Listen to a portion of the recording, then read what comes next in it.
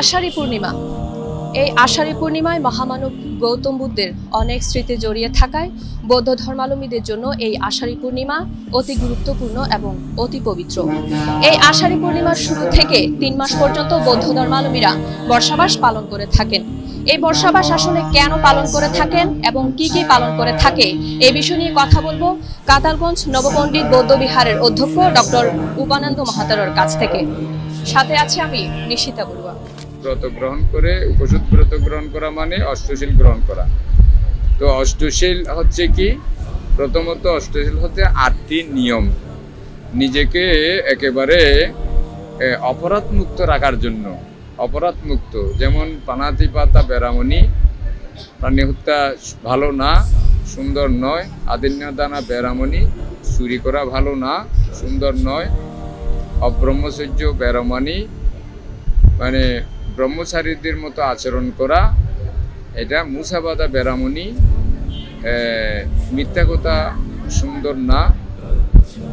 সুরা মেরেয়া মজ্জা পমদাত্তানা বেরামণি, সুরা মদ গাঁজা এগুলো ভালো না।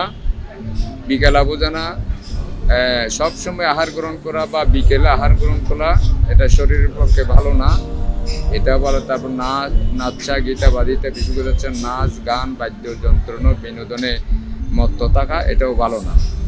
তারপরে উচ্চশায়ন মহাশয়ন, এবং এটা ভদ্রনম্র থাকার জন্য অতি উঁচু আসনে বসা যাবে না এবং গুরুজনদের আসনেও বসা যাবে না। এটাই হচ্ছে এই অষ্টশীলের 8টি নিয়ম। এটার মাধ্যমে মানুষকে এটাই উপস্থাপন করা হয় যে ব্রহ্মচারী হওয়া। তো ব্রহ্মচারী মানে কি, ব্রহ্মার মতো যারা আচরণ করে। তো ব্রহ্মা কারা, যারা মহাব্রহ্মা। 31 লোকভূমির মধ্যে আমাদের বৌদ্ধ দর্শনে ব্রহ্মাদের একটা অবস্থান নির্ণয় করা হয়। তো ব্রহ্মাদের আচরণ হচ্ছে কি, এরা মৈত্রী পরায়ণ, করুণা পরায়ণ, মুদিতা পরায়ণ, উপেক্ষা পরায়ণ। কারণ এরা সকল প্রাণীর প্রতি মৈত্রী ভাবাপন্ন থাকে, সকল প্রাণীর প্রতি করুণা ভাবাপন্ন থাকে, সকল প্রাণীর প্রতি মুদিতা ভাবাপন্ন থাকে এবং সকল প্রাণীর প্রতি উপেক্ষা ভাবাপন্ন থাকে। এই জন্য এরা, অর্থাৎ ব্রহ্মচারী হতে পারলেই যে অপরাধ মুক্ত থাকা যায়। সুতরাং আমাদের গৃহ উপাসক উপাসিকারা একদিনের জন্য ব্রহ্মচারী হয়ে যায়, কারণ তারা সবসময় সারাক্ষণ মৈত্রী চর্চা করে। জগতের সকল প্রাণী সুখী হোক, জগতের সকল প্রাণী সুখী হোক, এটা হচ্ছে মৈত্রী চর্চার পূর্বসত্য।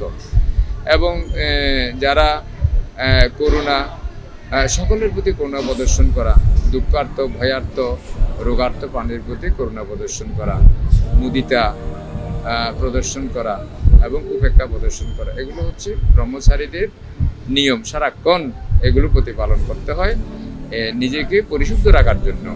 এটাই হচ্ছে অষ্টশীল। এবং এই অষ্টশীলগুলো বিশেষ করে আমাদের ত্রৈমাসিক বর্ষাবাদে আষাঢ়ী পূর্ণিমা থেকে শুরু হয়, এটা প্রবরণা পূর্ণিমা পর্যন্ত আমাদের প্রত্যেক সপ্তাহে একটি করে অষ্টশীল গ্রহণ করেন।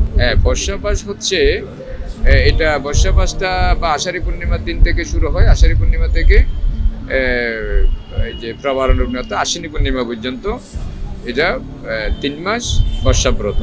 তো বর্ষাব্রত অধিষ্ঠান এই জন্যেই পালন করা হয় তৎকালীন সময়ে বর্ষা থেকে নিজেদেরকে রক্ষা করার জন্য।